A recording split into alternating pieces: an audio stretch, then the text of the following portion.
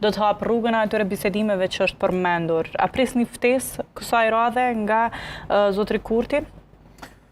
Më duket Ardian Xhini ishte mjaft i qartë në këtë pikë. Ne nuk presim as ftesë, as kam pse na ftojnë. Sepse pozicioni ynë është i qartë. Ju jeni pjesë e kuvendit, megjithatë, AKI ka 7 deputet. Shumë rregull. Ne kemi thënë s'duam asnjë gjë. Ne duam vetëm që të plotësohen këto kushte për qytetarët e Kosovës. Dhe nëse e keni dëgjuar me vëmendje Ardian Xhinin, sepse aty janë 3 gjëra që shpërfaqen në këtë konferencë. Një e hedh poshtë llafomanien, kërkon punë. 2 e kthen vëmendjen te qytetarët.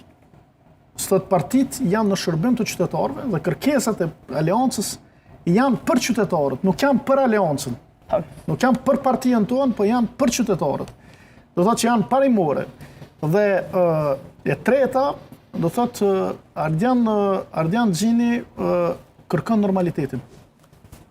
Thotë njerëz normal, politikan normal, modern, të cilët sillen jo duke polemizuar çdo procedurë dhe çdo gjë, po që arrin të bashkëpunojnë në interes të vendit dhe të formojnë institucionet siç edhe ju takon. Pra, a është koha për bashkëpunim tani më?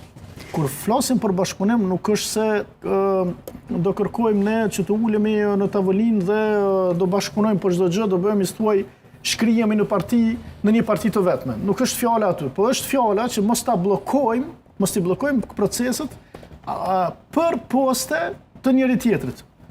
Ku do mbeson, ku do mbet është ti, ç'a do më japësh ti mua, ç'a do t'japon ty, etj. Nuk mund të